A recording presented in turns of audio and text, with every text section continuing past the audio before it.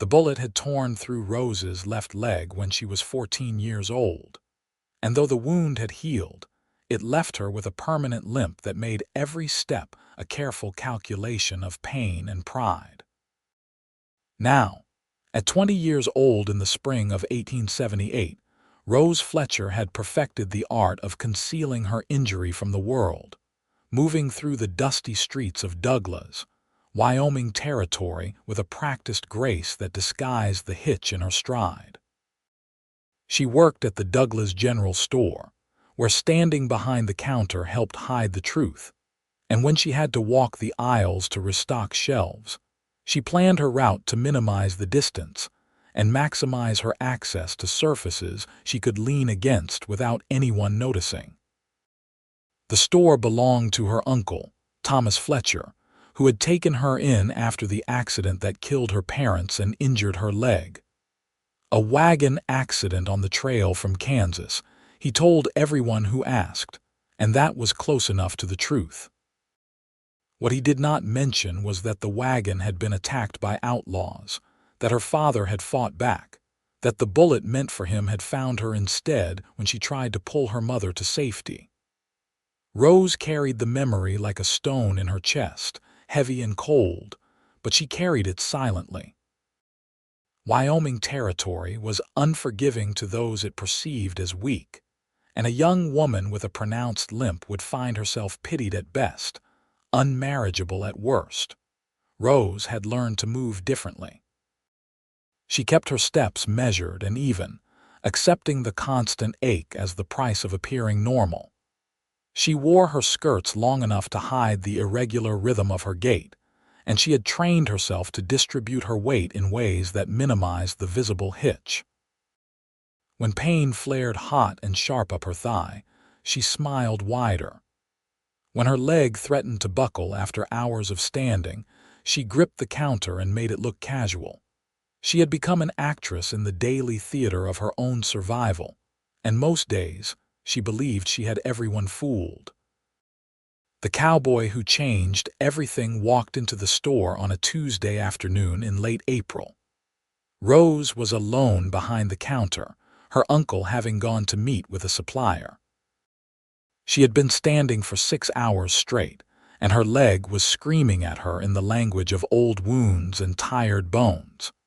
She had just allowed herself to shift her weight more fully onto her right leg when the door opened and he walked in. He was tall and broad-shouldered, with dark hair that needed cutting and eyes the color of creek water in summer.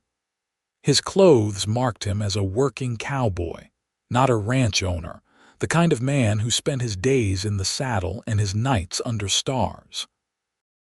He removed his hat as he entered, a gesture of courtesy that was becoming rarer as the territory filled with rougher types, and when his eyes met hers, Rose felt something shift in her chest. "Afternoon," he said, his voice carrying the soft drawl of someone raised further south. "I'm looking for supplies. Just hired on at the Circle K ranch, and I need to stock up before I head out there." "Of course," Rose said, grateful that her voice emerged steady despite the way her heart had suddenly decided to perform acrobatics. "What do you need?" He approached the counter and Rose forced herself to remain still to not shift or adjust despite the burning in her left thigh. "Coffee, beans, bacon if you have it, tobacco, some soap, and I need to replace my rope. Mine's about worn through." Rose nodded and began gathering the items, moving along behind the counter where she could use the surface for support without it being obvious.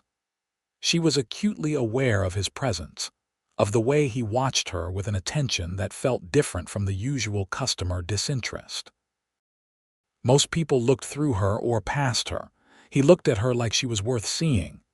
"You are new to Douglas," Rose said, more to fill the silence than out of genuine curiosity, though she found she was curious despite herself. "Just arrived yesterday," he confirmed. "Name's Zachary Cole." "Most folks call me Zach." "Rose Fletcher," she replied, setting a bag of coffee beans on the counter. "My uncle owns this store. Welcome to Douglas." "Thank you, Miss Fletcher." He smiled, and it transformed his face from merely handsome to something that made Rose's carefully constructed composure threaten to crack. "It seems like a decent town." "It serves," Rose said, reaching for the tobacco on the shelf behind her. The movement required her to pivot, and for just a moment she forgot to compensate properly. Her left leg buckled slightly, barely a fraction, but enough that she had to catch herself against the shelf. She froze, waiting for the questions, the concerned frown, the pitying look that would follow. But when she turned back, Zachary Cole was examining a display of tin cups as if he had noticed nothing at all. Rose exhaled slowly and continued gathering his supplies, but something had shifted. She could not shake the feeling that he had seen and had chosen to say nothing. The thought unsettled her for reasons she could not quite name. She tallied his purchases and accepted his payment, their fingers brushing briefly as he handed her the coins. The contact sent a spark up her arm that had nothing to do with static. Zachary thanked her, gathered his supplies, and headed for the door. He paused with his hand on the frame and looked back. "I expect I will be back in town fairly regular," he said. "It was a pleasure meeting you, Miss Fletcher." "Likewise, Mr. Cole," Rose managed, and then he was gone, the door closing behind him with a soft chime of the bell. Rose waited until he was completely out of sight before allowing herself to collapse onto the stool behind the counter, taking the weight off her aching leg. She pressed her palm against her thigh, massaging the knot of scar tissue that never fully released. Her heart was still racing, and she told herself it was just the pain, just the exhaustion, nothing to do with summer water eyes and a smile that felt like sunshine. She was still telling herself that when her uncle returned an hour later and found her staring out the window at nothing, a small smile on her face that she could not quite suppress. The days that followed fell into their usual rhythm, but Rose found herself watching the door with an anticipation she had not felt in years. She told herself she was being foolish, that a cowboy passing through was nothing to get excited about, that men like Zachary Cole probably had women in every town between here and Texas. But her traitorous heart refused to listen to reason. He returned to the store 3 days later, needing ammunition and jerky for a long ride into the mountains. Rose's uncle was present this time, and she watched from behind the counter as Zachary conducted his business with the same quiet courtesy he had shown her. He glanced at her several times, small looks that felt like touches, and when he left, he tipped his hat specifically in her direction. "Seems like a good man," her uncle observed once Zachary was gone. "New hire at the Circle K, heard the foreman talking about him at the saloon. Says he's the best hand with horses he has seen in 20 years. Rose nodded, not trusting herself to comment, and returned to inventorying the dry goods. But she filed the information away like a treasure. Each small detail about Zachary Cole, a gem to be examined later in the privacy of her own thoughts. The next time he came in, she was alone again, and this time he seemed in no hurry to conclude his business. He needed thread and buttons, explaining that he was useless with a needle and had to bribe one of the ranch hands to mend his shirts. Rose found herself laughing, a real laugh that surprised them both. "I could do it," she offered before she could think better of it. "The mending, I mean. If you need. I do mending work for several of the ranch hands in the area, for a fair price, of course." "That would be mighty helpful," Zachary said, and his smile was warm enough to melt the winter snow still clinging to the peaks of the Laramie Range. "Are you sure I would not be imposing?" "Not at all. It's how I make extra money. Storekeeping does not pay much, even when your uncle owns the place." He returned 2 days later with a bundle of shirts, and Rose accepted them with hands that trembled only slightly. As he passed the bundle across the counter, His fingers lingered on hers for just a moment longer than necessary. Rose looked up and found him watching her with an expression she could not quite read. "Thank you, Rose," he said quietly, using her first name without the formal miss for the first time. "I appreciate your help." "It's nothing," she said, though they both knew it was something. That night, sitting by lamplight in the small room above the store that served as her home, Rose examined each shirt carefully. They were well made but worn, mended multiple times already by less skilled hands. She could tell things about a man from his clothes. That he took care of what he owned, that he had been wearing these same shirts for years, that he worked hard enough to wear through fabric but not recklessly enough to shred it. She mended each tier with tiny, precise stitches, taking more care than she normally would, as if she could sew something of herself into the fabric. Her leg ached as she worked, propped up on a cushion, the evening ritual of elevation and rest that allowed her to function the next day. She massaged the scarred tissue absently, her mind on summer water eyes and calloused hands that had touched hers with unexpected gentleness. She was in danger of falling, she realized. The recognition came with a mixture of fear and exhilaration. She had guarded her heart as carefully as she guarded the secret of her limp, knowing that love was a luxury she could not afford. What man would want a wife who could not dance, who struggled with long walks, who would never be able to keep up with the demands of ranch life? Rose had accepted long ago that she would likely remain unmarried, would grow old helping her uncle run his store, would become one of those women that towns accumulated like dust in corners. But Zachary Cole made her want to hope, and hope was the most dangerous thing of all. When he returned for his shirts 3 days later, his face lit up at the sight of her work. "Rose, these are perfect. Better than new. How much do I owe you?" She named a price that was less than her usual rate, and he paid it without argument, though she suspected he knew she had undercharged him. He folded the shirts carefully and tucked them under his arm, but he made no move to leave. "Miss Fletcher," he began, then corrected himself. "Rose, I was wondering if you might allow me to walk you home after you close the store today, if that would not be too forward of me." Rose's heart stuttered. "Walking. Of course it would be walking. I live above the store," she said quickly. "There's no need." "Oh," disappointment flickered across his face. "Well, perhaps you would allow me to call on you sometime. With your uncle's permission, of course." She should say no. She should protect herself, protect him from the inevitable disappointment when he discovered the truth. But instead, she found herself saying, "I would like that." His smile could have lit the whole territory. "Sunday afternoon, I could bring a picnic if the weather holds." Panic fluttered in Rose's chest. A picnic would mean walking to wherever they would spread the blanket, would mean her limp would be impossible to hide. "Why don't you come for dinner here instead? I can cook, and we would have proper chairs and a table." Much more civilized than eating on the ground. She saw him process this, saw the moment he understood she was redirecting his plans but chose not to question why.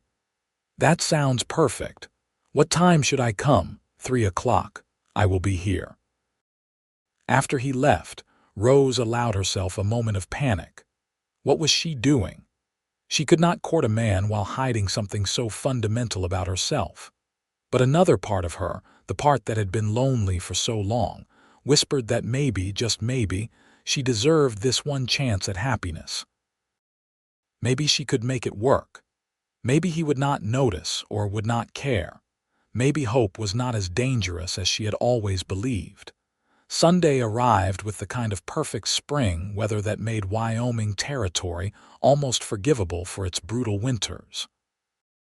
Rose spent the morning cooking, preparing a meal of fried chicken, biscuits, gravy, and the apple pie she had learned to make from her mother before the world had shattered. Her uncle had made himself scarce, claiming he had business to attend to, though Rose suspected he was simply being tactful. She changed her dress 3 times, finally settling on a blue calico that her uncle had ordered special for her last birthday.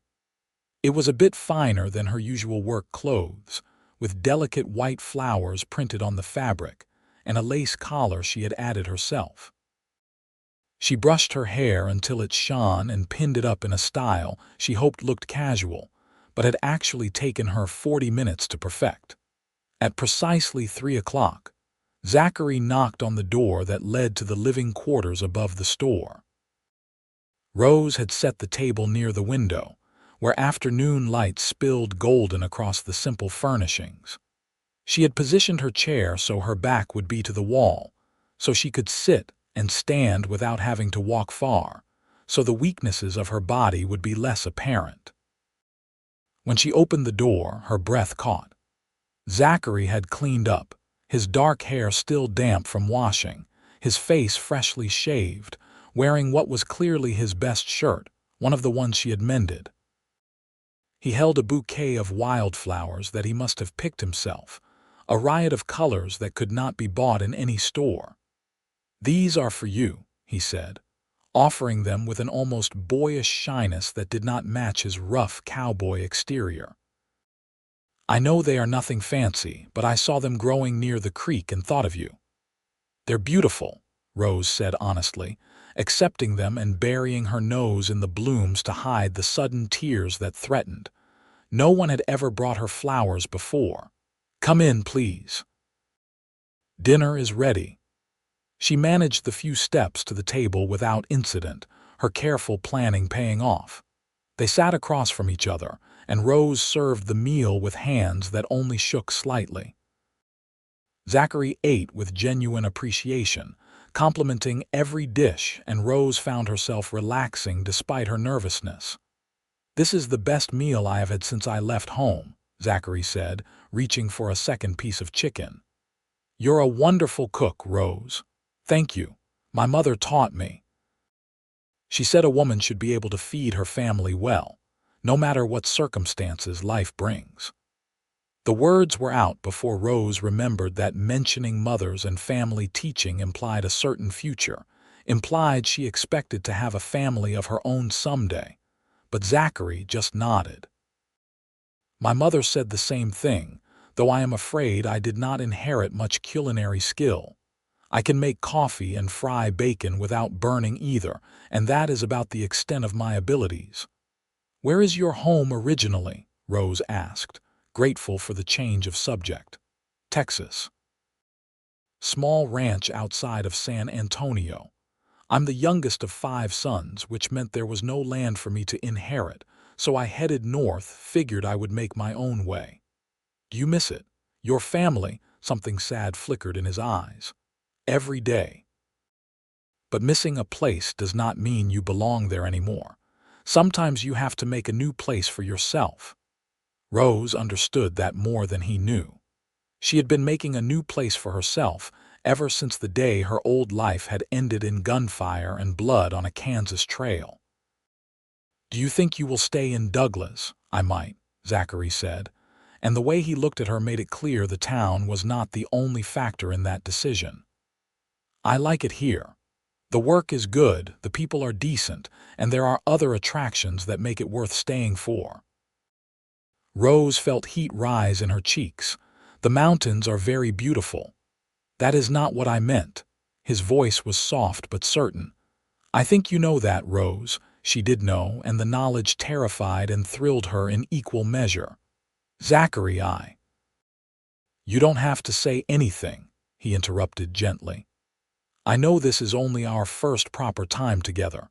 I am not asking for promises.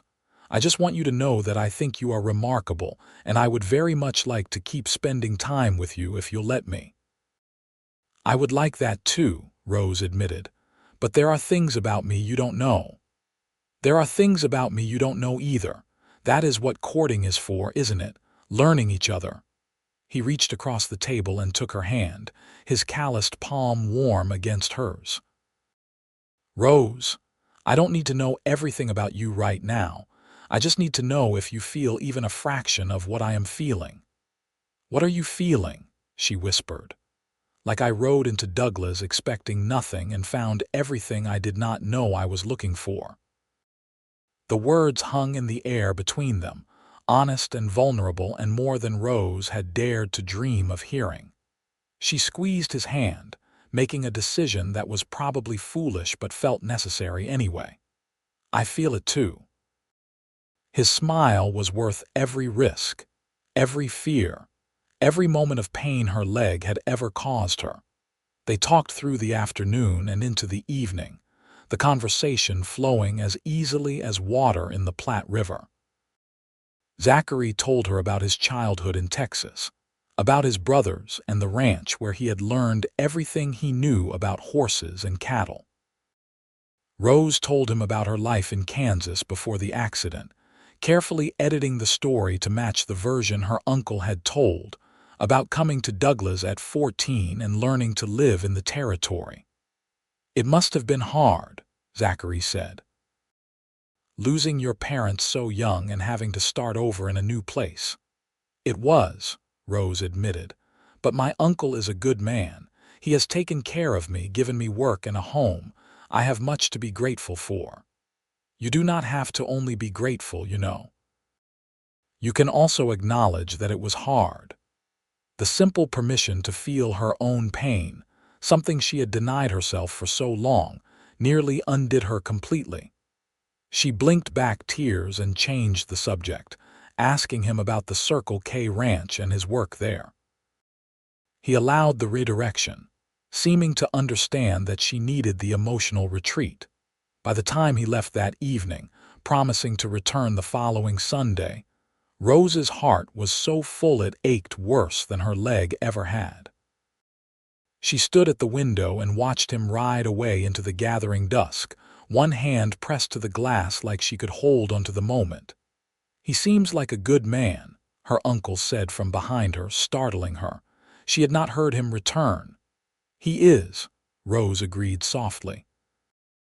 "You're going to have to tell him eventually," her uncle said, not unkindly. "About your leg, I know. He might not care, Rose. Some men see past these things. And some men don't. I would rather have a few perfect weeks than risk everything on a hope that might be false." Her uncle sighed but did not argue. He knew as well as she did how cruel the world could be to those it deemed imperfect. The weeks that followed were the happiest Rose had ever known. Zachary came to town every Sunday without fail, and sometimes on weekday evenings when work permitted. They fell into a comfortable pattern. Dinners in the living quarters above the store, long conversations that stretched into the night, a courtship that was all the more precious for being conducted within the narrow parameters Rose had to set. Zachary never pushed to take walks, never suggested activities that would require her to move far from furniture and walls she could use for support. At first, Rose thought it was coincidence, but as the weeks turned into a month and then two, she began to wonder if his choices were deliberate. He seemed to have an uncanny ability to suggest things that suited her limitations. Sitting on the porch of the store in the evening, dinner at the small restaurant down the street that was only a few dozen steps away, bringing his guitar to play for her while she sat and listened. It was after one such evening, as they sat on the porch watching the stars emerge over the Laramie Range, that Rose finally worked up the courage to ask, "Zachary, why do you never suggest we go walking, or riding, or any of the things most courting couples do?" In the darkness, she could not see his expression clearly, but she heard the long breath he took before answering. "Rose, I am going to be honest with you because I think you deserve honesty, and because I am not good at games. I know you're hurt. I noticed the first day I met you, the way you favor your right leg, the way you plan your movements to minimize how much you have to walk. I don't know what happened to you, and I would not presume to ask unless you wanted to tell me. But I know you're trying to hide it, and I figured if you wanted me to know, you would tell me when you were ready." Rose felt like she had been struck by lightning. He knew. He had known all along, and he had stayed anyway. "Why didn't you say anything?" Because it is not my business unless you make it my business, and because it does not matter to me, Rose, not in the way you think. How can it not matter? I am damaged, broken. I cannot do the things a wife should be able to do. I cannot dance or take long walks or keep up with ranch work or— Stop. His voice was firm but gentle. He took her hand in the darkness, his thumb tracing circles on her palm. You are not broken. You are hurt, which is different. And as for what a wife should be able to do, I did not realize there was a universal list. Are you kind? I try to be. Are you honest? As much as I can be. Can you love someone with your whole heart? The question hung in the air between them. Yes, Rose whispered. I can. Then you can do everything a wife needs to do, at least the wife I would want. The rest is just details we would figure out together. Tears were streaming down Rose's face now, hot and fast. Zachary, you don't understand. The injury is permanent. I will always limp. It will never get better. I understand that. Rose, I am not some fool who thinks love can heal all wounds. I know your leg will not magically fix itself. I am saying it does not change how I feel about you. He paused, then continued with devastating honesty. Actually, that is not quite true. It has changed how I feel. Watching you move through the world with such strength and determination, never complaining, never asking for special treatment, working just as hard as anyone else despite the pain I know you must be in. Rose, it has made me love you even more deeply than I already did. You love me. Rose's voice broke on the words. I love you. I have loved you since the third time I saw you, when you smiled at that little girl who came in with her mother, and you gave her a peppermint stick when her mother was not looking. I knew then that you had a heart bigger than the whole territory, and I wanted to spend the rest of my life being worthy of it. Rose could not speak through her tears. She had spent 6 years hiding her limp from everyone, believing it made her unlovable, unmarriageable, less than whole. And here was this man, this good and honest man, telling her he had seen her secret from the beginning and loved her not despite it but somehow because of it. I was 14 when it happened, she finally managed to say. We were on a wagon train from Kansas. Outlaws attacked us. They wanted the money my father was carrying, the savings we were bringing to start our new life in the territory. My father fought back. One of the outlaws shot at him, but I was standing behind him, trying to pull my mother to safety. The bullet went through my father's arm and into my leg, shattered the bone. By the time the circuit doctor could see me, infection had set in. He saved my life, but he could not save my leg from scarring badly. The bone healed wrong. It hurts every day, all day, and probably always will.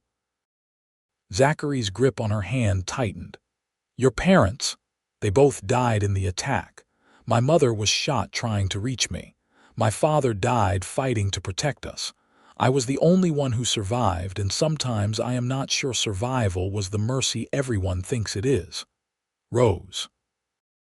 He pulled her into his arms then, right there on the porch where anyone walking by could see, propriety be damned. She buried her face in his shoulder and cried for the first time in 6 years, cried for her parents, for her damaged leg, for all the years she had spent hiding and afraid. And Zachary held her and let her cry, his hand stroking her hair, his voice murmuring soft words of comfort that she could not quite make out but that soothed her anyway. When the tears finally subsided, Rose pulled back, wiping at her face with embarrassment. I am sorry. I did not mean to fall apart like that. Don't apologize for being human, Zachary said. Rose, thank you for telling me. I know that took courage. Are you sure? She asked, hating the vulnerability in her voice but needing to know. Are you sure this does not change things? Because I need you to be certain. I cannot survive you changing your mind later. I am certain. Rose Fletcher, I love you, all of you, including the parts you thought you had to hide. and I am asking you right here and now if you will marry me." Rose's breath caught. "We have only been courting for 2 months. I know. And if you need more time to be sure of me, I will wait, but I am already sure of you. I want to build a life with you, Rose. I want to wake up next to you every morning and come home to you every night. I want to learn all the ways I can make your life easier and your days happier. I want to be the person you do not have to hide from, ever." Rose looked at this man who had somehow seen past every wall she had built, who loved her more deeply because of her wounds rather than despite them, and she knew her answer. "Yes, yes, I will marry you." He kissed her then, soft and sweet and full of promise, and Rose felt something inside her that had been locked tight for 6 years finally open. She was still hurt. Her leg still ached with every step, but she was no longer broken in the ways that mattered. She was loved, truly and completely, and that made all the difference. They were married 6 weeks later in the small church on the edge of Douglas, with her uncle standing as her family and several of Zachary's fellow ranch hands attending. Rose wore a dress of pale yellow that her uncle had ordered from Denver, and she walked down the aisle without trying to hide her limp. It was the first time she had moved in public without attempting to disguise her injury, and the freedom of it made her feel like she was floating. Zachary's eyes were wet when she reached him at the altar. "You are the most beautiful thing I have ever seen," he whispered as she took his hand. The ceremony was simple but heartfelt, and when the preacher pronounced them man and wife, Zachary kissed her with a tenderness that made Rose's heart swell. The small gathering applauded, and Rose Fletcher became Rose Cole, taking on a new name to match her new life. Her uncle had offered them the living quarters above the store until they could find a place of their own, but Zachary had been secretly saving his wages. 2 days after the wedding, he took Rose to see a small house on the outskirts of Douglas. It was not much, just 3 rooms and a porch, but it had a well with good water and was close enough to town that Rose could walk to the store without difficulty when her leg was having a better day. "It needs work," Zachary admitted as they stood looking at the weathered exterior. "The roof leaks, the stove is temperamental, and I am pretty sure there are mice in the walls. But it is ours if we want it. I have enough saved for the down payment, and I can work on fixing it up." "It's perfect," Rose said and meant it. She had never cared about fancy houses or elegant furnishings. What mattered was that it would be theirs, a place they would build together. They moved in a week later, and Rose discovered that being married to Zachary was even better than courting him had been. He was thoughtful in dozens of small ways, bringing her a stool so she could sit while cooking, building her a special chair with extra cushioning for her leg, arranging their furniture so she always had something nearby to hold on to if she needed support. He never made a show of these accommodations, never drew attention to them. They simply appeared, evidence of a love expressed through action rather than words. Rose, in turn, made their small house into a home.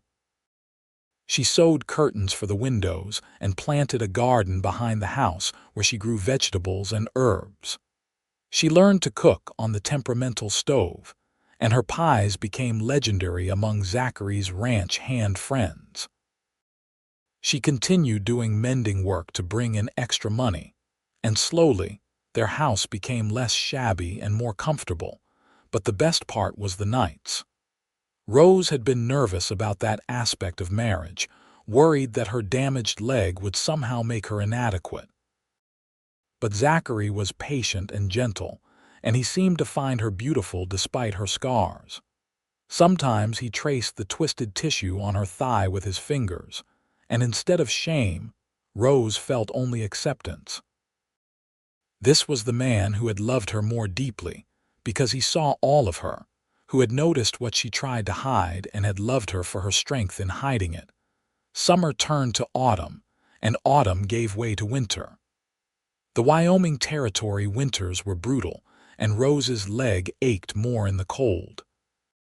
There were days when she could barely walk, when the pain was so intense that tears leaked from her eyes despite her best efforts to control them. On those days, Zachary would carry her where she needed to go without comment, as if it were the most natural thing in the world. He would massage her leg by the fire at night, working the knotted muscles with patient hands, and Rose would marvel at how she had gotten so lucky. Spring returned, and with it came news that made Rose's heart race with joy and terror. She was pregnant. The doctor in Douglas confirmed it in late April, almost exactly a year after Zachary had first walked into the general store and changed her life forever. "I am going to be a father," Zachary asked, his voice awed when she told him that evening. "You are going to be a father," Rose confirmed, laughing at the expression on his face. He picked her up and spun her around, mindful of her leg, then set her down carefully and dropped to his knees. He pressed his ear to her still flat stomach. "Hello in there," he said solemnly. "This is your father. I cannot wait to meet you."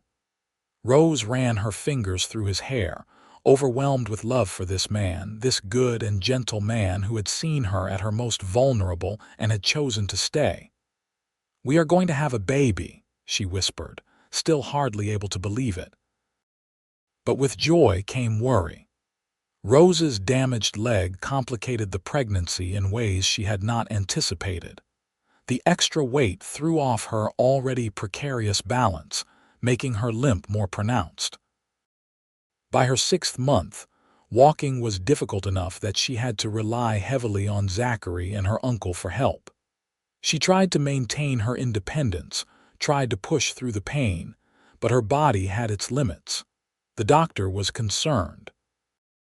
"Your injury makes carrying to term more difficult," he explained during one of her visits. "The muscles in your leg are compensating for the damage, which puts extra strain on your back and hips. You need to rest as much as possible, Mrs. Cole. I am serious about this." Rose wanted to argue, but Zachary squeezed her hand. "She will rest," he promised. "I will make sure of it." And he did. Zachary spoke to his foreman at the Circle K, explaining the situation, and was given permission to work fewer hours so he could be home more. Rose's uncle hired a girl to help at the general store, taking over Rose's mending work so she could focus on the pregnancy. Their friends and neighbors rallied around them, bringing food, offering help, showing Rose that community could be a kind of armor against the hardships of life. The baby came in early December, during the first big snowstorm of the winter. Rose's labor was long and difficult, complicated by her injury in ways the doctor had feared. For hours she struggled, Zachary at her side holding her hand, his face pale but his presence steady. When she was sure she could not endure another moment, when the pain was so intense she could not tell where her damaged leg ended and the labor pains began, the doctor finally said the words she had been desperate to hear. "One more push, Mrs. Cole. Your baby is almost here." Rose bore down with the last of her strength, and suddenly the room was filled with the sound of crying. Not her crying, though tears were streaming down her face, but a baby's cry, strong and lusty and perfect. "It's a boy," the doctor announced, placing the squirming, red-faced infant on Rose's chest. "A healthy baby boy." Rose looked down at her son, at his tiny fingers and scrunched-up face, and felt her heart expand in ways she had not known were possible. "Hello, little one," she whispered. "We have been waiting for you." Zachary was crying openly, his hand gently touching the baby's dark hair. "He's perfect, Rose. You did it. You were so strong." They named him Thomas, after Rose's uncle, with the middle name of James after Zachary's father. Tommy, as they quickly started calling him, was a good baby, sleeping more than he fussed, nursing well, filling their small house with sounds it had never held before. Rose's recovery was slow. Her leg, which had been strained by the pregnancy, needed time to adjust back to its normal level of dysfunction. There were weeks when she could barely walk, when she had to crawl from the bed to the cradle to tend to Tommy. She hated the helplessness, hated being so dependent, but Zachary never complained. He took on more of the household tasks, cooking and cleaning in addition to caring for Rose and the baby, and he did it all with a cheerfulness that Rose suspected cost him more than he let on. "You would tell me if this was too much, would not you?" Rose asked one night as he brought her dinner in bed. "If caring for Tommy and me and working at the ranch was wearing you down." Zachary set the tray on her lap and kissed her forehead.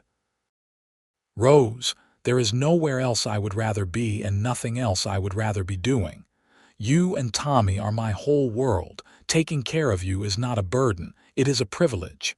"How did I get so lucky?" Rose asked, not for the first time. Luck had nothing to do with it.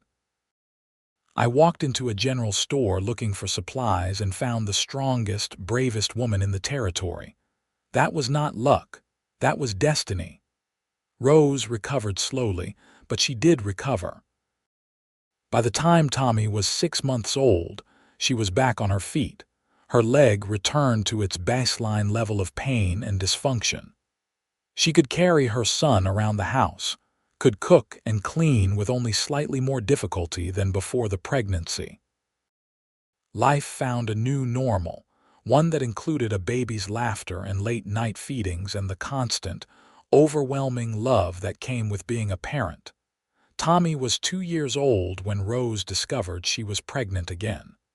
This time, she was less frightened. She knew what to expect, knew her body's limitations, and knew she had Zachary's unwavering support.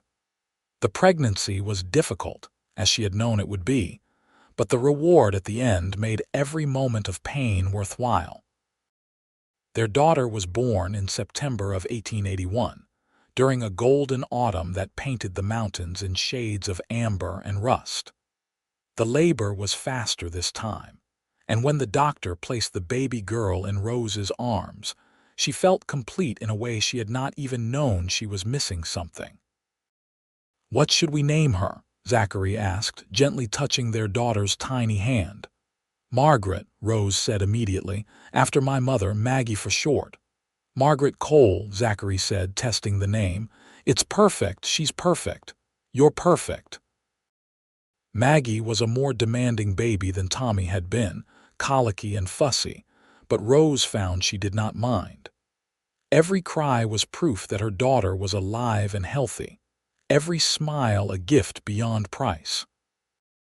Tommy was fascinated by his baby sister, insisting on helping with everything, and watching Zachary teach their son to be gentle with the baby made Rose fall in love with her husband all over again.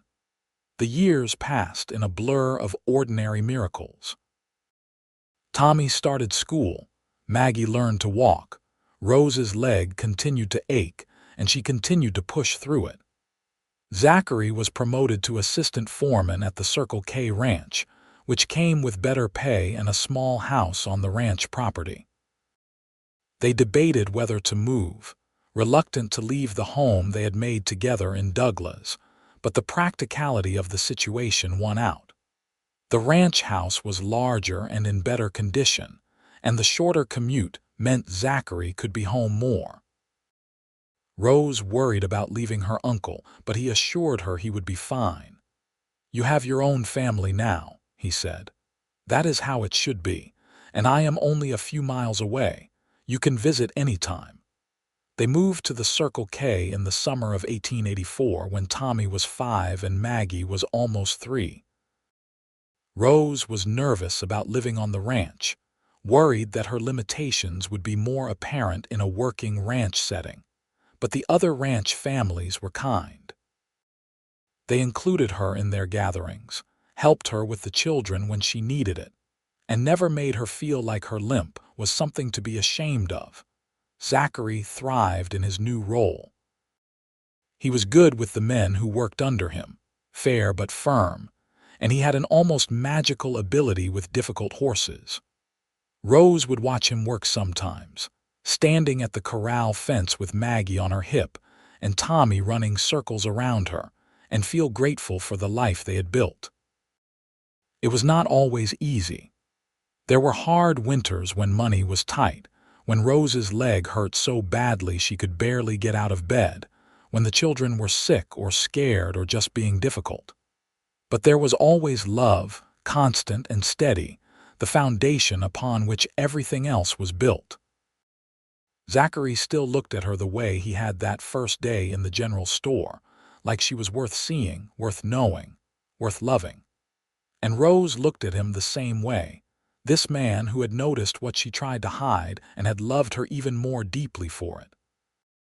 On their 10th wedding anniversary, Zachary brought her flowers again, wildflowers picked from the same creek where he had found the first bouquet. They sat on the porch of the ranch house, watching the sun set over the mountains, Tommy and Maggie playing in the yard under the watchful eye of a neighbor's teenage daughter. "You ever regret it?" Rose asked. "Marrying a woman who cannot dance with you, or take long walks, or do all the things you might have done with someone else?" Zachary turned to her with the patient expression he always wore when she asked this question, which she did occasionally when her fears got the better of her. "Rose Cole, I have loved you for 10 years now, and I will love you for 10,000 more if God grants us that time. Your limp does not define you. Your strength does. Your kindness does. Your ability to love fiercely and completely does. I notice your limp every day because I notice everything about you, including how hard you work to make life good for our family. That is not weakness, that is power. You always know exactly what to say," Rose said, leaning her head on his shoulder. "I just tell the truth." He kissed her hair. "I am the luckiest man in Wyoming territory. I walked into a general store 10 years ago looking for coffee and found the rest of my life. That is not luck, that is grace." The years continued to pass. Tommy grew tall and strong, showing his father's way with horses.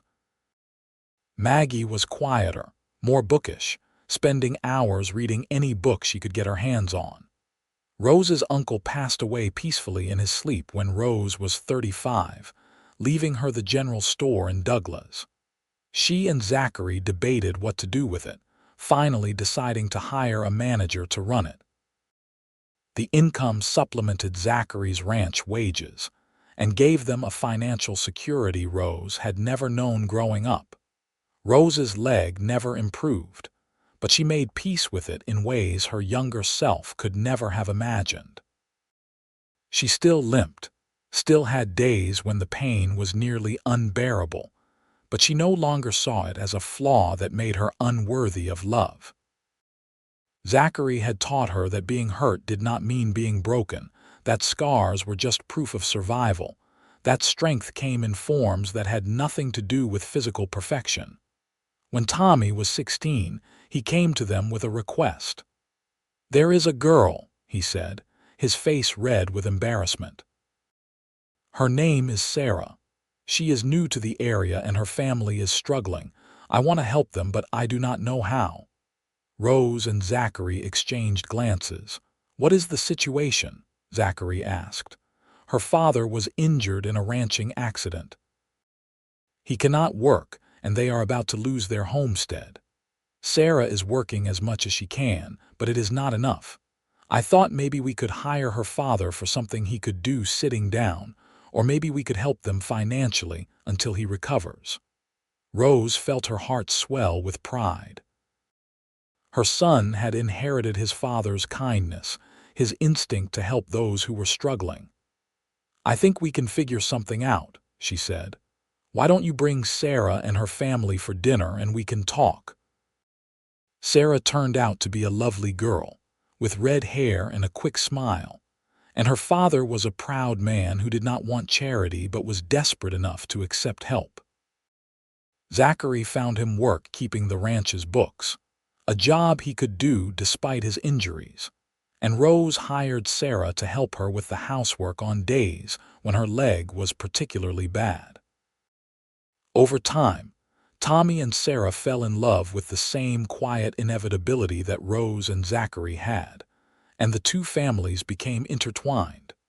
Tommy and Sarah were married when Tommy turned 19, in the same small church where Rose and Zachary had wed. Rose stood watching her son take his vows and thought about the strange and winding path life had taken to bring them all to this moment. If the outlaws had not attacked their wagon train, if the bullet had not shattered her leg, if she had not spent years hiding her limp out of fear and shame, if Zachary had not been the kind of man who noticed and loved her more deeply, because of what he saw, none of this would exist. Her son would not be marrying this good girl. Her daughter would not be standing beside her in a new dress. Her husband would not be holding her hand with the same gentle strength he had shown for more than 15 years. Life was strange that way, Rose thought. Tragedy and joy were tangled together like tree roots, impossible to separate, each one necessary for the other to exist. She did not regret her injury anymore, not when it had led her here to this moment, to this life she had built with love and determination, and the help of a man who had seen past her carefully constructed facade to the truth underneath. The years continued their steady march. Maggie went away to school in Denver, one of the few opportunities available for women to pursue education beyond basic literacy. Rose missed her desperately, but Zachary reminded her that they had raised both their children to be independent, to pursue their dreams, and they could not hold Maggie back just because they would miss her. Maggie returned 2 years later with a teaching certificate and a fierce determination to open a school for girls in Douglas, and Rose helped her make that dream a reality using money from the general store. Tommy and Sarah gave them grandchildren, 3 boys in quick succession who ran wild on the Circle K ranch and called Rose and Zachary Grandma and Grandpa with voices full of joy. Rose discovered that being a grandmother was even better than being a mother. All the love with slightly less responsibility, and she spent hours playing with the boys and telling them stories about their father when he was young. When Rose turned 40, Zachary threw her a surprise party. Half the territory seemed to show up, filling the ranch house and spilling out into the yard.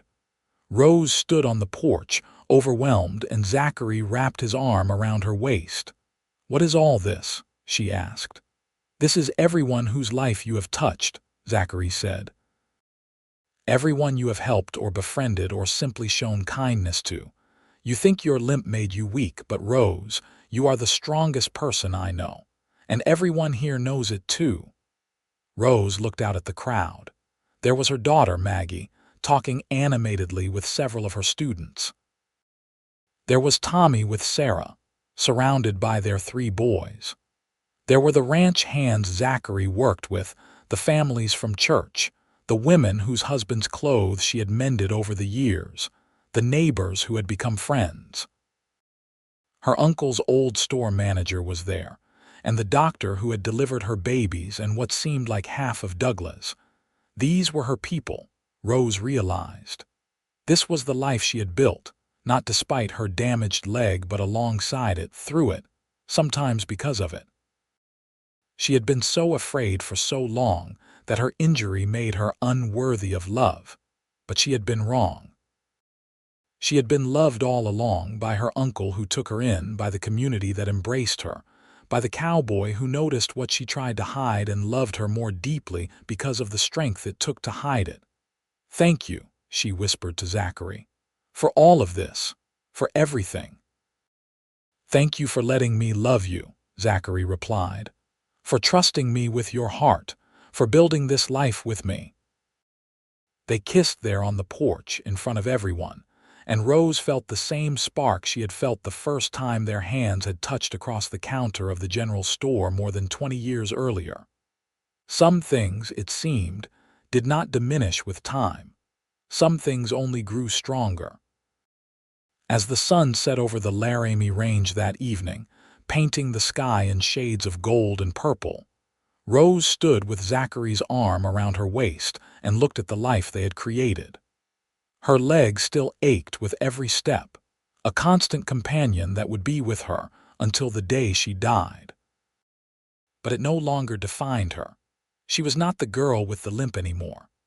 She was Rose Cole, wife and mother and grandmother, beloved member of her community, woman who had survived tragedy and built joy from the ruins. And standing beside her was Zachary, the man who had walked into her life looking for supplies and found everything he did not know he was looking for. The man who had noticed what she tried to hide and had loved her not despite it but because of it. Because he saw in her damaged leg not weakness but the strength it took to survive. The man who had taught her that being hurt did not mean being broken, that scars were proof of survival, that she was worthy of love exactly as she was. "What are you thinking about?" Zachary asked, his voice soft in her ear. "That I love you," Rose said. "That I am grateful for every day we have had together. That if I could go back and change things, I would not, because changing the past would mean losing this present." "I love you too," Zachary said. "More than I did yesterday, less than I will tomorrow." They stood together as the stars began to emerge overhead, surrounded by family and friends, and Rose thought about all the years ahead of them. There would be more grandchildren, more birthdays and holidays, more quiet evenings on the porch and busy days of ranch life.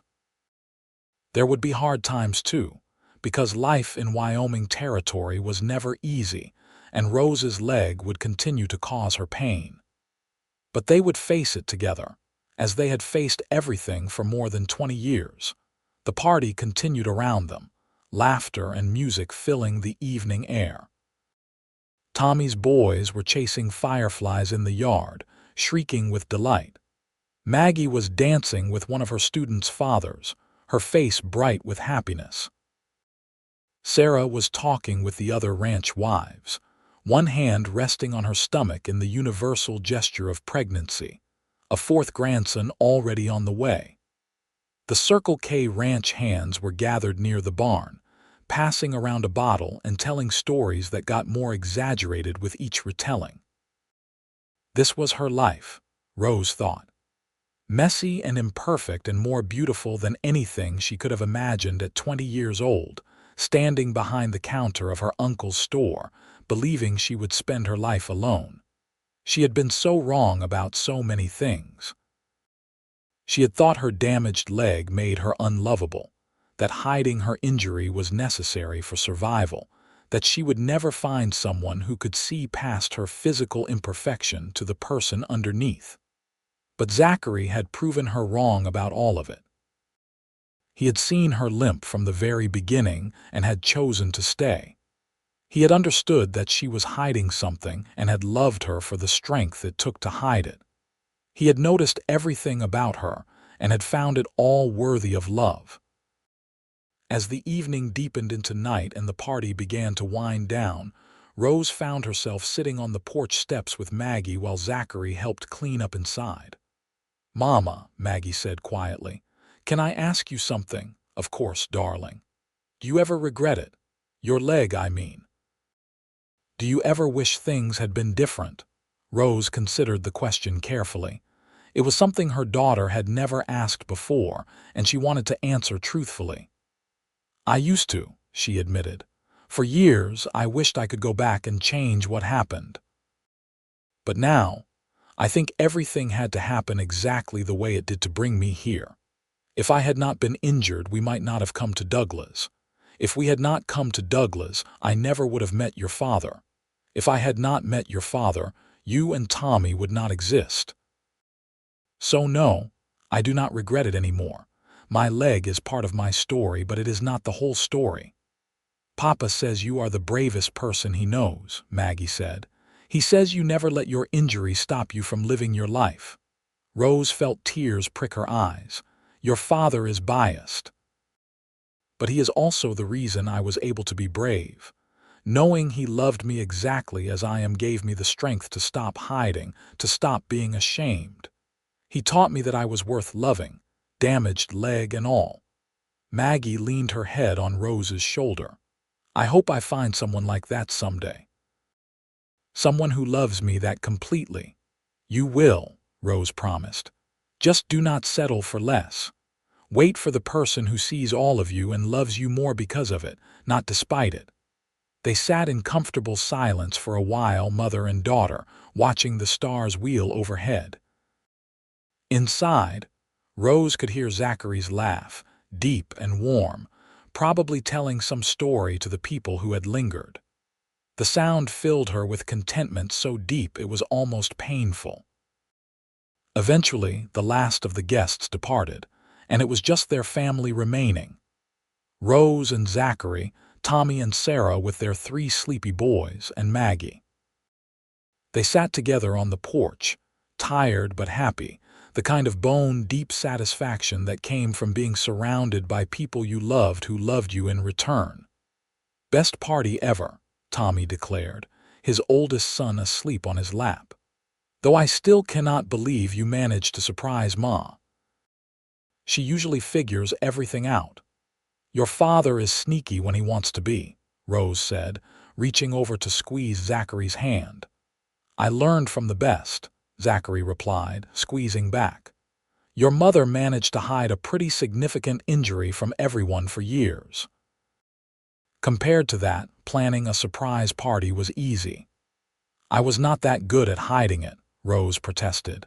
You noticed immediately. Because I was paying attention. Most people do not really look at each other, Rose. They see what they expect to see. But I looked at you, really looked, and I saw everything. And you stayed anyway, Rose said softly. And I stayed because of what I saw, not despite it. Their children exchanged glances, the kind of look that said their parents were being embarrassing again, but Rose did not care. After more than 20 years of marriage, she and Zachary had earned the right to be sentimental. As the night deepened and the family began to head to bed, Rose and Zachary remained on the porch a little longer, neither quite ready to let the day end. Rose's leg was aching from all the standing and activity, but it was the good kind of ache, the kind that came from living a full life rather than from hiding and pretending. You remember the first time you came into the store? Rose asked. What you were thinking? Zachary was quiet for a moment, remembering. I was thinking that I had never seen anyone so beautiful in my entire life. And then I noticed the way you moved, the way you were so careful, and I thought that you must be carrying some kind of pain. It made me want to know you, to understand your story. I was terrified you had noticed, Rose admitted. I spent the rest of that day convinced you would tell everyone, that you would ruin everything. I would never have done that. Your story was yours to tell, not mine to share. He paused. Though I will admit, I did not expect to fall in love with you quite so quickly. That was not part of the plan. What was the plan? Just to get to know you, to maybe become friends, but then you smiled at me and I was done for. Rose laughed. You are a romantic, Zachary Cole. Only with you, he said seriously. You bring it out in me. They sat together until the moon rose high overhead, talking about everything and nothing, the comfortable conversation of 2 people who had spent decades learning each other's minds and hearts. Rose's leg throbbed steadily, but she ignored it, not wanting to move from this perfect moment. Finally, Zachary stood and held out his hand. Come on, Mrs. Cole. Let's get you inside and off that leg. Rose took his hand and let him pull her to her feet. Her leg buckled slightly as she put weight on it, and Zachary immediately steadied her, his arm around her waist. They walked into the house together, Rose leaning on him without shame or embarrassment, and she thought about how far she had come from the frightened 20-year-old girl who had believed her worth was tied to how well she could hide her injury. That night, As she lay in bed with Zachary's arm around her, Rose thought about the future stretching out before them. They were both only in their early 40s, healthy and strong despite the wear of ranch life. They had years ahead of them, years of watching their grandchildren grow, of supporting Maggie's teaching career, of growing old together in this place they had made their own. There would be challenges, Rose knew. Her leg would only get worse with age, the old injury compounded by years of wear. But she was not afraid anymore. Whatever came, they would face it together just as they had faced everything else. "Zachary," she whispered into the darkness. "MMM." He sounded half asleep. "Thank you for everything, for loving me, for seeing me, for making my life more than I ever thought it could be." His arm tightened around her. "Thank you for trusting me enough to let me love you, for building this life with me, for giving me Tommy and Maggie and all the joy that has come from them. I love you. I love you too. Always have, always will." Rose closed her eyes, feeling safe and loved and complete. Her leg still ached, a familiar pain that would probably never fully leave her. But it no longer defined her, no longer limited her, no longer made her feel less than whole. She had learned, slowly and with Zachary's patient help, that being hurt did not mean being broken, that scars told stories of survival. That strength came in forms that had nothing to do with physical perfection. The years continued to pass, each one bringing its own mixture of joy and sorrow, triumph and challenge. When Rose was 45, she fell on ice during a particularly brutal winter and broke her arm. The break healed, but her leg, which had compensated for the injury, was never quite the same after. She needed a cane more often, and there were days when she could not walk at all. But Zachary adapted without complaint, carrying her when necessary, rearranging their life to accommodate her changing needs, loving her with the same steady devotion he always had. Tommy took over more of the ranch management as Zachary approached 50, allowing Zachary to spend more time at home with Rose. They became fixtures on their porch, the old couple sitting together watching the world go by, and younger couples would sometimes seek their advice about marriage and life. "What is the secret?" a young ranch hand asked them once. "You two have been married for 30 years and you still act like newlyweds. How do you do it?" Rose and Zachary looked at each other, and Rose knew they were thinking the same thing. "Honesty," Rose said finally. "Be honest about who you are, flaws and all. Do not try to hide the hard parts or pretend to be perfect. Let yourself be fully known. And when someone trusts you enough to show you their true self," Zachary added, "honor that trust. Love them more deeply because they were brave enough to be vulnerable with you." The young couple looked skeptical, as if they had expected some easier answer, some secret trick to maintaining love. But Rose knew there were no shortcuts. Love was built day by day, moment by moment, choice by choice. It was choosing to stay when leaving would be easier. It was choosing to see beauty in scars and strength in vulnerability. It was choosing, every single day, to love the whole person, not just the easy parts. When Rose turned 50, Maggie threw her a party at the school she now ran. All of her students came, dozens of girls who Maggie had taught to read and write and think for themselves. They presented Rose with a quilt they had made together, each square decorated with scenes from Rose's life as they imagined it. A covered wagon, a general store, a cowboy on a horse, a family gathered around a table. Rose cried as she accepted the gift, overwhelmed by the love these young women were showing her. She had spent so much of her life believing she had to hide her weaknesses, and here were these girls celebrating her story, damaged leg and all. "You taught us something important," one of the older students said, speaking for the group. Miss Maggie told us about your injury, about how you survived something terrible and built a good life anyway. She says you are proof that what happens to us does not have to define us, that we can choose what our stories mean. Thank you for being that example." Rose looked at her daughter, who was wiping tears from her own eyes, and felt pride swell in her chest. Maggie had taken the lessons Rose had learned and was passing them on to a new generation.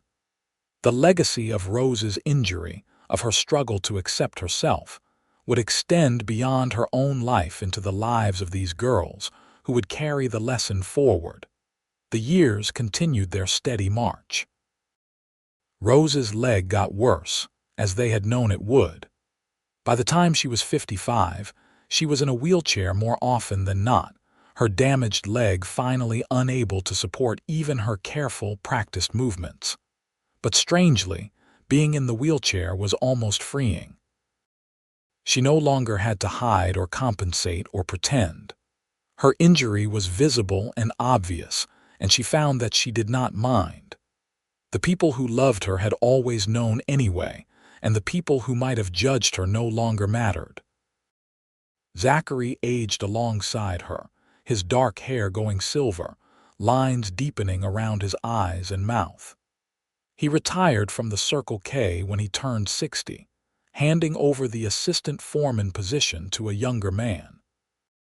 He spent his days caring for Rose, pushing her wheelchair around the ranch, reading to her on the porch, making her laugh with terrible jokes that had not been funny the first time he told them 30 years ago and were not funny now.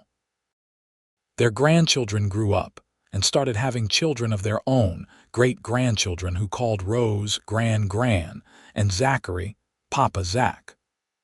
Rose loved them all fiercely, these living proof that the tragedy of her youth had led to something beautiful. Her great-granddaughter was named Rose after her, and when the little girl asked about her name, Rose told her the truth. "I was hurt very badly when I was young," Rose explained, the little girl sitting on her lap in the wheelchair. "It left me with a limp that made it hard to walk. I was ashamed of it for a long time. I thought it made me less than other people. But then I met your great-grandfather, and he taught me that being hurt did not mean being broken. He loved me exactly as I was, and that love made me strong enough to stop hiding. So when you bear my name, I hope you remember to be honest about who you are, and to wait for people who love you for your truth, not for a pretend version of yourself." Little Rose nodded seriously, not fully understanding but sensing the importance of the words. She would grow up hearing the story, Rose knew, and maybe someday it would mean something to her. Maybe someday, when she faced her own struggles, she would remember that her great-grandmother had survived terrible things and built a beautiful life anyway. On Rose and Zachary's 40th wedding anniversary, their entire family gathered at the Circle K Ranch for a celebration. Tommy and Sarah were there with their 4 sons and their wives and children. Maggie came with her husband, a teacher she had met 5 years earlier, and married after a whirlwind courtship that reminded everyone of Rose and Zachary's own love story. The ranch was full of people, 3 generations of family that had grown from the love of a limping woman and the cowboy who noticed and loved her more deeply because of what he saw. They took a family photograph that day, everyone gathered on and around the porch. Zachary stood behind Rose's wheelchair, his hands on her shoulders, and Rose held little Rose on her lap. Looking at that photograph later, Rose thought it captured something essential about their life together: love and family, and the legacy that ordinary lives could create. That night, after everyone else had gone to bed, Rose and Zachary sat alone in their bedroom, the same bedroom they had shared for more than 35 years. Rose was tired, the kind of bone-deep exhaustion that came from a full day and a full life, but she was happy. 40 years, she said wonderingly. Can you believe it has been 40 years? Best 40 years of my life, Zachary said. He was sitting on the bed, helping her out of her wheelchair and into her nightgown, the evening routine they had perfected over decades. Though if I am being honest, it does not feel like 40 years. It feels like I just met you yesterday. Liar, Rose said fondly. We are old and gray and falling apart. Speak for yourself. I am distinguished and mature, not old. Rose laughed, the sound turning into a cough. Her health had been declining slowly but steadily, the old bullet wound affecting more than just her leg as she aged. The doctors said her heart was weak, that she should rest more, that she should prepare herself. But Rose was not ready to prepare herself. She still had too much living to do. Over the next 2 years, Rose's health continued to decline. She spent more time in bed, less time in the wheelchair, and Zachary hired nurses to help care for her. But he never left her side for long, still reading to her every evening, still holding her hand, still looking at her with the same love he had shown for more than 4 decades. On a warm spring morning in 1920, Rose woke up and knew it was her last day. She was not frightened. She had lived a long, full life, had loved and been loved in return, had seen her children and grandchildren and great-grandchildren thrive. She had built something lasting from the ruins of tragedy, and she was proud of that. Zachary, she whispered, and he was there immediately, taking her hand. I am here, Rose, I am right here. I love you, she said. Thank you for 42 years of happiness. Thank you for seeing me. Thank you for loving me. Thank you for letting me, Zachary said, his voice breaking. Rose, you made my life worth living. Everything good in my life came from you. The children, Rose said, and the grandchildren and the great-grandchildren, you will watch over them. Every single one, I promise. Good. Rose smiled, feeling peaceful. Tell them about me. Tell them about how I hid my limp and how you noticed anyway. Tell them that being hurt does not mean being broken. Tell them to be honest about who they are and to wait for people who love their truth. I will tell them, Zachary promised. Every day for the rest of my life, I will tell them about you. Rose closed her eyes, feeling Zachary's hand warm in hers, and let herself drift away. Her last thought was that she had been so lucky, so impossibly lucky, to have spent her life with this man who had walked into a general store looking for supplies and found everything he did not know he was looking for. She had hidden her limp from everyone, but the cowboy had noticed and had loved her even more deeply because of it. And that love had made all the difference. Zachary lived for 5 more years after Rose passed, spending his days caring for their extended family and telling anyone who would listen about his beloved wife. He talked about her strength, her kindness, her determination never to let her injury define her. He talked about the first day he saw her in the general store, the way he had noticed her limp immediately, and how it had only made him more interested in knowing her. He talked about their 42 years of marriage, every story proof that love could overcome any obstacle if it was honest and true. When Zachary died peacefully in his sleep in 1925, at the age of 73, he was buried next to Rose in the cemetery overlooking Douglas. Their headstone reads simply, Rose and Zachary Cole, partners in life, united in death. They loved truly and lived fully. Their children made sure the story was never forgotten. Tommy told his sons and grandchildren about their grandmother's courage and their grandfather's devotion. Maggie included the story in her teaching, using it as an example of how love should be. Honest, accepting, and deeper because of shared vulnerabilities rather than despite them. The great-grandchildren passed the story to their own children, and so it continued, generation after generation. The tale of the woman who hid her limp and the cowboy who noticed and loved her more deeply, becoming a family legend that taught important lessons about acceptance, honesty, and the transformative power of true love. And in Douglas, Wyoming, the small house Rose and Zachary had first lived in still stood decades later, a historical marker on the front explaining that it had once been home to Rose and Zachary Cole, a couple whose love story had become legendary in the territory. Young couples would sometimes visit, standing on the porch where Rose and Zachary had spent so many evenings, hoping to capture some of that same magic for themselves. The legacy of Rose's injury, of her shame and her healing, of Zachary's love and acceptance, lived on long after both of them were gone. It became a story about the Wild West that was not about gunfights or gold strikes or outlaws, but about something more fundamental: the human need to be fully known and fully loved, and the miraculous things that could happen when someone was brave enough to offer that kind of love. Rose had hidden her limp from everyone, but the cowboy had noticed. And in noticing, in loving her more deeply because of what he saw, Zachary had changed not just Rose's life, but the lives of everyone who came after them.